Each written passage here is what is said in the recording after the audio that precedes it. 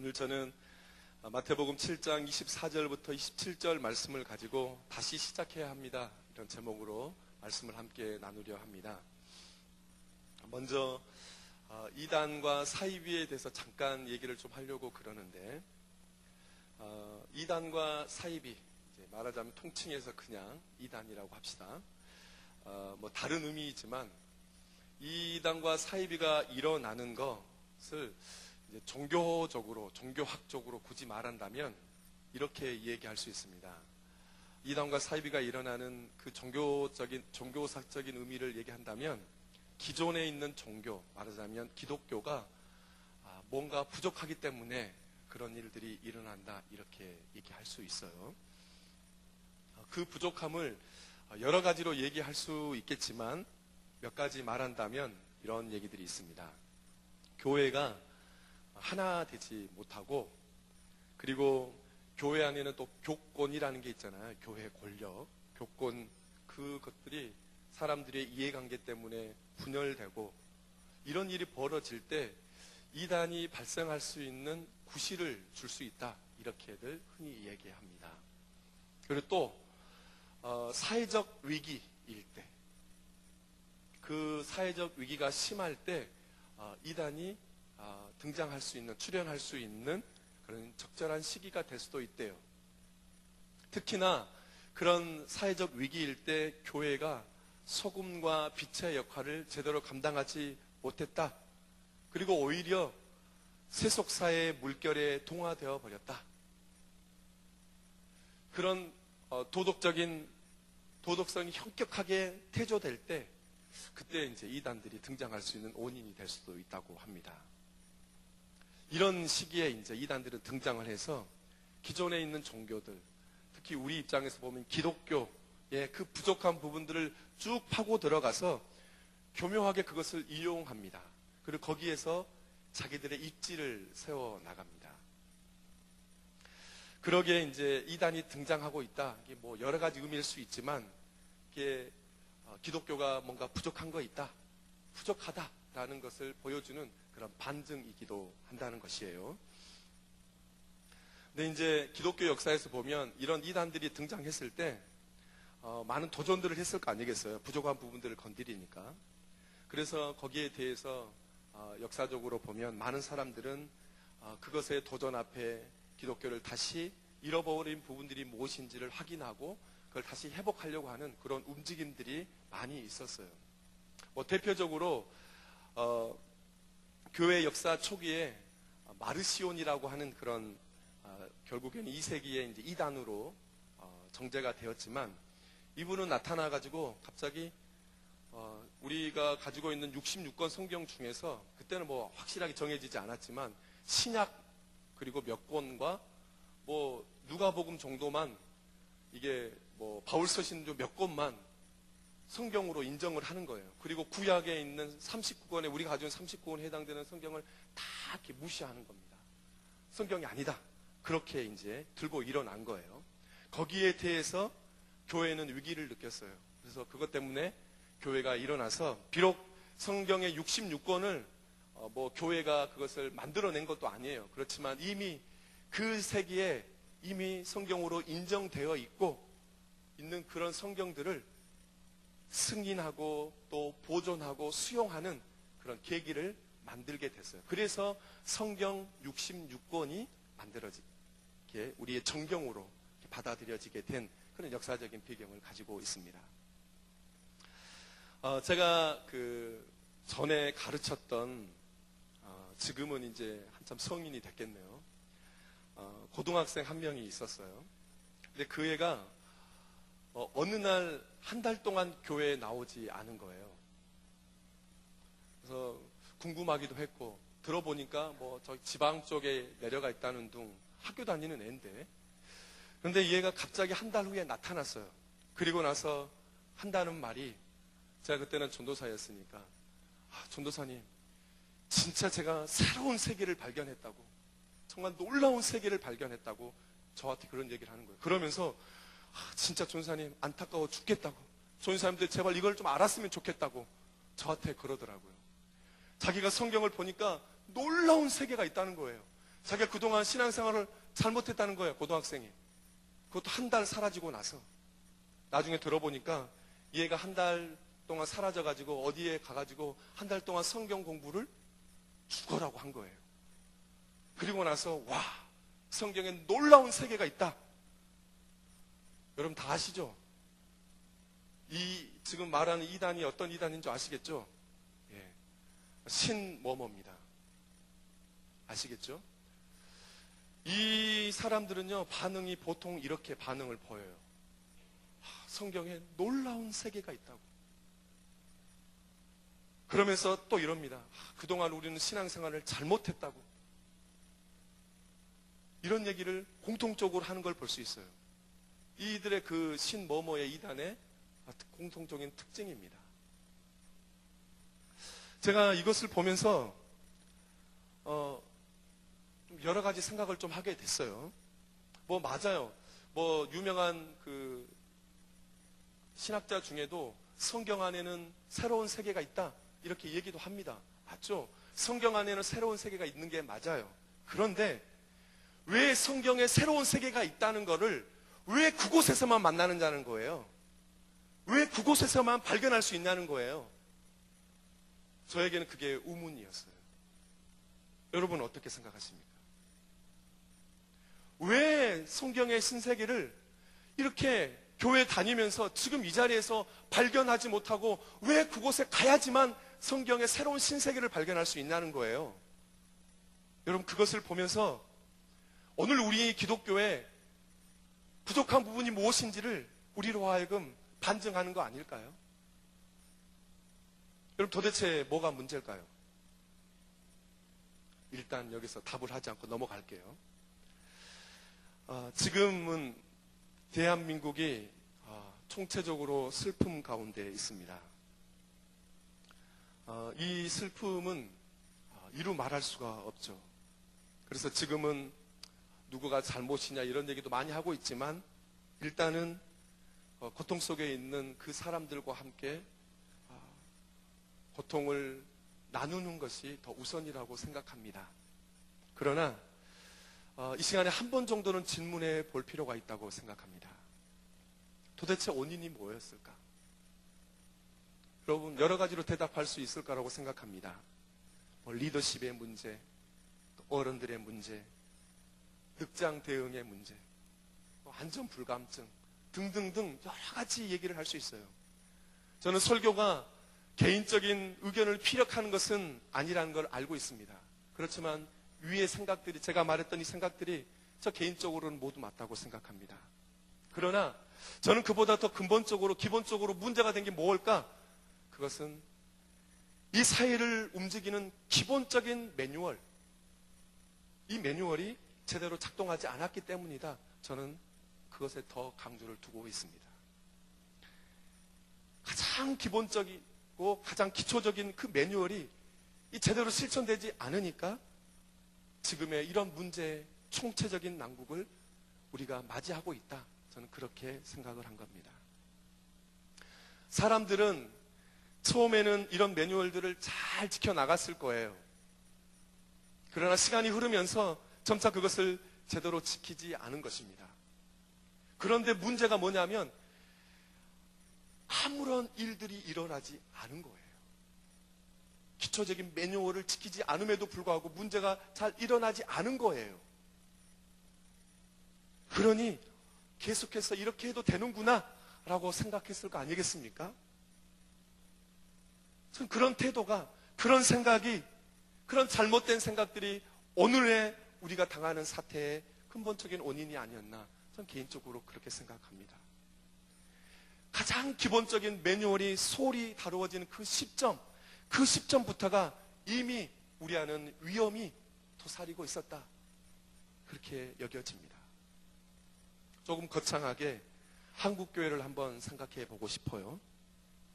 한국교회를 배로 비유해 본다면 한국교회라고 하는 이 배는 지금 어떤 상태에 있다고 생각되어지십니까? 한국교회 제자훈련을 리더하셨던 사랑의 교회 원로 목사님이셨던 분이 소천하시기 전에 한국교회는 지금 침몰 중에 있다 라고 10여 년 전에 그 얘기를 하셨습니다. 그러면 지금 한국교회 배 상태는 어떤 상태까지 왔을까요? 아니면 이 앞에서 말씀하셨던 그 목사님이 잘못 얘기하고 계신 것일까요? 아니면요, 한국교회 배는 하나님이 가라고 한 그 항로를 따라 지금 잘 가고 있습니까? 하나님 나라의 그 기주국과 그 신호가 원활하게 그리고 친밀하게 잘 소통하고 있다고 여겨지십니까? 아니면 말씀대로 매뉴얼대로 하지 않고 불법적인 그 과적을 하지는 않았을까요? 무리하게 많은 사람들을 태우기만을 위해서 숫자만 늘리려고 본질을 생각하지 않고 무리하게 중축만 하고 있는 것은 아닐까요?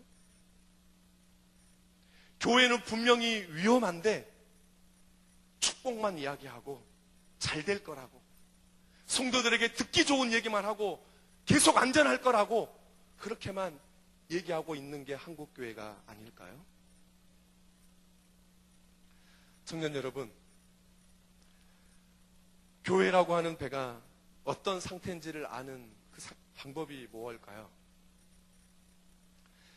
먼저는 그냥 일반적으로 제일 먼저 얘기할 수 있는 건 교회에 대한 신뢰도입니다. 여러분, 이미 기윤실에서 2013년에 그리스도인들의 윤리의식, 한국 많은 사람들을 대상으로 하는 그런 설문조사 했던 그 리서치 결과분들 이미 보셨을 거예요. 언론 매체들을 통해서.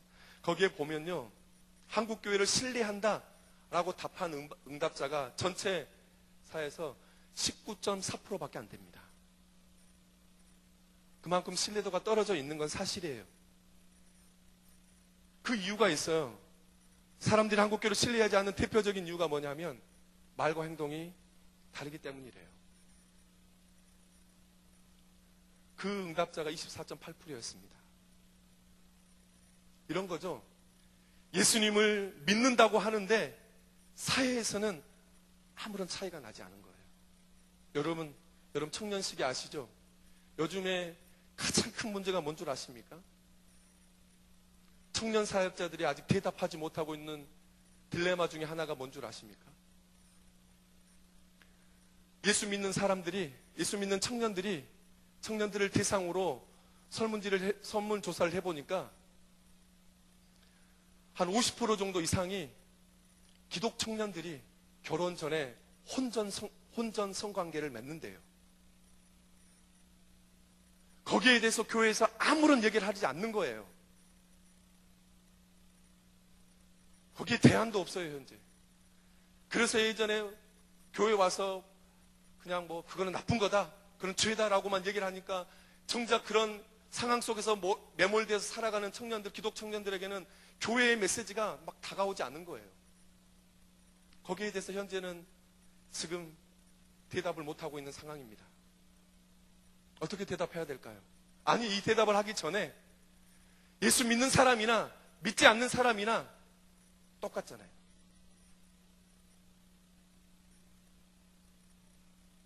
예수를 믿는다고 하는데 사회에서는 아무런 차이가 나지 않는 거예요. 여러분, 우리의 배 상태가 어떻습니까? 그리고 두 번째는요, 우리 자신을 한번 보면 돼요. 질문은 간단합니다. 점검하는 질문은 되게 단순해요. 뭐냐? 하나님의 뜻이 여러분 가운데서 정말 진지하게 받아들여지고 있는가? 아니, 진지하게 실천되고 있는가? 여러분, 가장 단순한 질문입니다. 여러분, 지금 여러분의 가슴 속에 하나님의 뜻이 가장 우선순위 되고 있고 하나님의 뜻이 가장 진지하게 받아들여지고 있습니까? 그것만 점검해 보시면 돼요. 하나님의 뜻이 여러분의 삶에서 어느 정도 가치가 있습니까? 우선순위입니까? 여러분, 계속해서 한국교회 이렇게 얘기를 하니까 좀 거리감이 있는 것도 사실일 거예요. 여러분이 한번 그러면 개인적인 신앙의 배를 한번 살펴보세요. 여러분의 신앙의 배는 좀 어떻습니까? 여러분의 삶이 여러분의 처한 그 상황 속에서 어떤 신뢰를 얻고 있습니까? 여러분이 처한 가정과 그리고 직장과 그리고 학교에서 여러분 어떤 신뢰를 얻고 있습니까? 그리고 두 번째로 여러분에게 하나님의 뜻이 중요하십니까? 여러분에게 하나님의 말씀이 중요하십니까?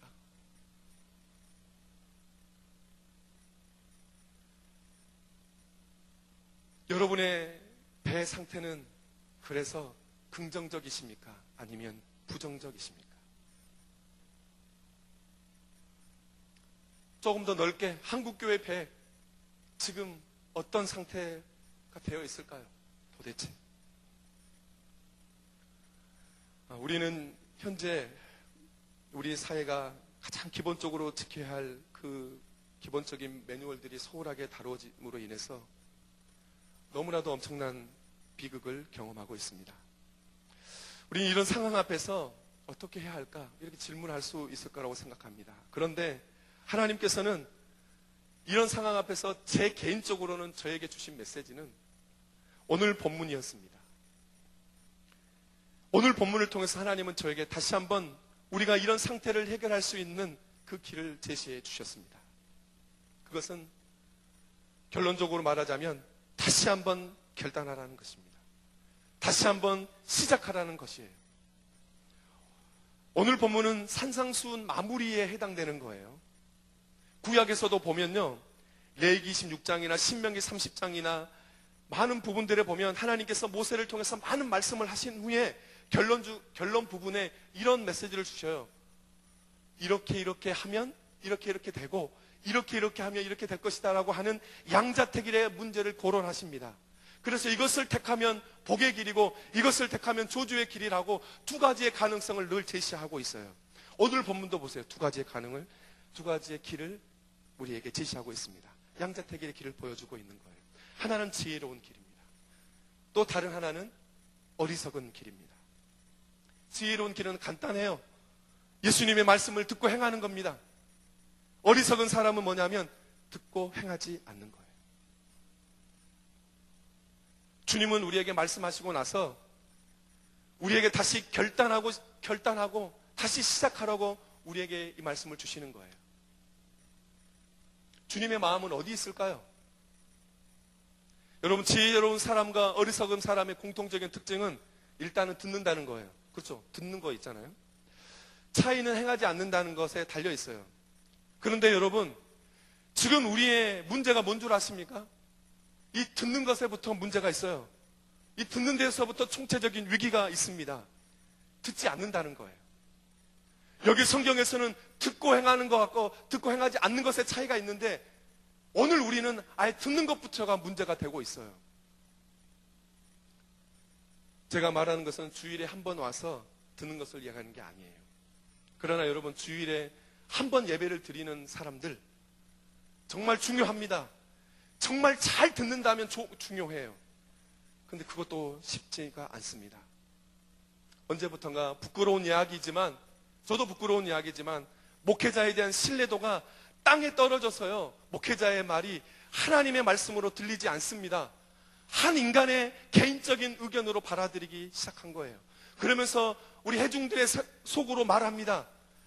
저 청년이에요. 포스트 모더니즘 시대를 살아가고 있는 시기입니다. 진리, 절대적인 진리가 어디 있습니까?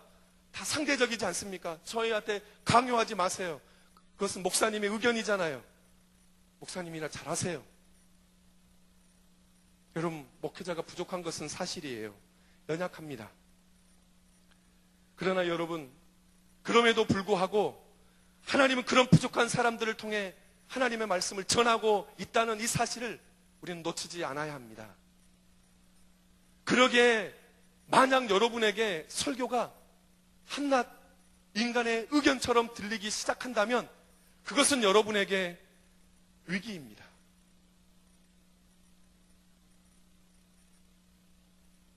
하나님의 말씀에 대한 그 기대보다 어디 설교 한번 잘하나 보자. 오늘 흐름 괜찮은데? 흐름 좀 오늘 이상해. 오늘 목사님 오늘 너무 버벅대는데? 설교 준비 너무 안 하신 것 같아. 그래서 이제 설교자도 회중들 눈치 살피고, 회중들은 이제 감시자가 평가자가 돼가지고요, 꼭 최근에 이제 막을 좀 끝낸 K-팝 스타였나요? K-팝 스타 거기 보면 당신은 몇 점입니다. 오늘 목사님 설교 오늘 아니야, 한 50점밖에 못 주겠어. 이렇게 평가를 내리고 있어요. 그리고 갖가지 이유를 댑니다. 오늘 설교는 이것 때문에 문제야, 이것 때문에 문제야. 여러분, 그것 때문에 갖가지 이유를 대서 부족한 목회자를 통해서 말씀하시는 그 하나님의 마음을 들이려 하지 않는다는 거예요. 여기에 문제가 있습니다. 여기 위기가 있는 거예요. 저는 오늘 본문에서 말씀대로 행하는 문제가 중요하다는 것을 얘기하고 있습니다. 듣는 것이 그런데 저는 이 듣는 것에 대해서 집중하고 있는 것 중이에요. 여러분, 주일에 한 번 설교 듣는 거 아주 중요합니다. 그런데 여러분, 청년들 중에 주일에 설교 듣고 일상에서 묵상을 하는 지체들이 아마 많이 있으실 거예요. 근데 솔직하게, 여러분, 우리 청년들 중에서 주일에 한 번 설교 듣고 매일 묵상하는 숫자가, 저는 그렇게 훈련된 사역자들하고 지금 사역을 하고 있어서 많이 하는 것처럼 느낄 수 있어요, 저는. 그런데 얼마나 될까요? 얼마나 될까요?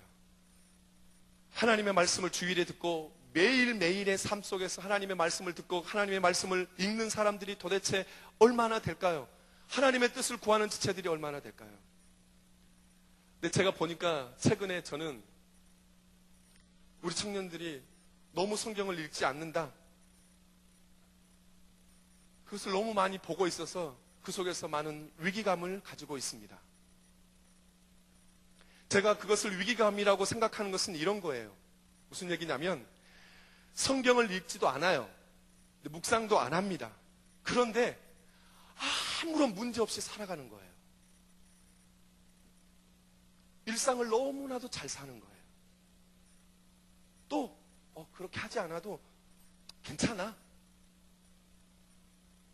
말씀을 읽지도 않고 묵상하지도 않아도 너무 일상에 사는데 아무런 지장이 없는 거예요. 그런데 그게 너무 익숙해지다 보니까, 그게 반복이 되다 보니까, 그런 신앙생활이 1년이 되고 2년이 되다 보니까 그렇게 신앙생활 해와도 이렇게 정석인 것처럼, 그렇게 신앙생활 하는 것처럼 나도 모르게 습관화되어 버린 거예요. 여러분, 이게 위기입니다. 여러분, 사랑하는 사람들과 하루가 멀다 하고, 저도 이제 셋째가 딸이거든요. 되게 예뻐요. 요즘은 아내가 별로 안 보고 싶고 이 셋째가 보고 싶습니다. 되게 보고 싶어요. 하루라도 안 보면, 이렇게 외부에 나가면 제일 힘든 게 뭐냐면 이 딸을 못 봐서 그래요. 여러분, 연인들도 마찬가지 아니에요? 여러분, 하루도 못 보면 보고 싶지 않으세요? 여러분, 그렇다면 여러분의 애정 정선에 문제가 있는 거예요. 다시 생각해 보세요. 진짜 이 사람과 끝까지 가야 할지. 그런데 애인 사이 사랑하는 사람끼리는 매일 보잖아요. 보고 싶잖아요. 그런데 여러분, 그건 단순하게 하나님의 뜻을 담고 있는 이 성경에 대해서 우리는 어떻게 하고 있냐는 거예요.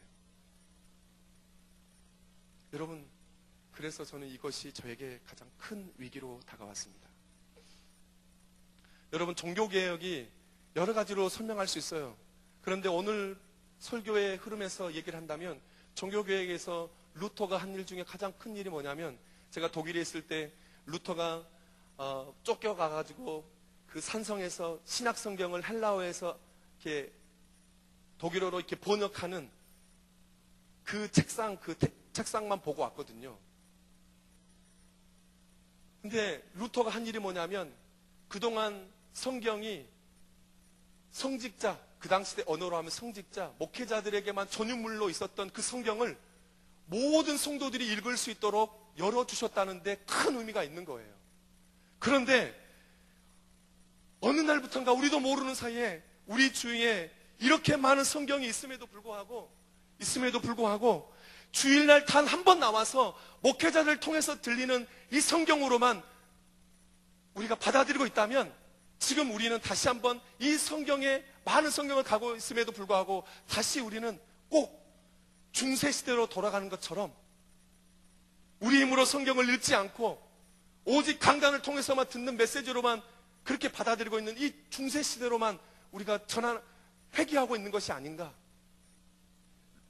루터는 우리에게 성경을 주었음에도 불구하고 모든 성도들이 그것을 읽고 하나님의 뜻을 깨닫고 그렇게 살아가도록 원했음에도 불구하고 말이죠. 여러분, 우선 해결해야 할 것은 잘 듣는 겁니다. 그리고 나서 행하는 거예요. 그럼 듣지도 않은데 뭘 행하다는 거예요. 그래서 저는 오늘 여러분에게 도전 드리고 싶습니다. 오늘 저는 이 본문을 통해서 여러분과 한 가지 나누고 싶은 게 뭐냐? 우리가 다시 시작해야 될 게 뭐냐?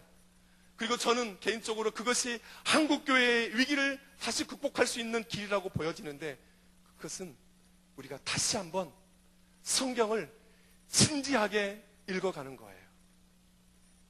성경을 다시 한번 하나님의 뜻을 구하면서 갈망하면서 우리의 삶에서 그 하나님의 말씀의 위치를 다시 잡고 읽고 가는 거예요.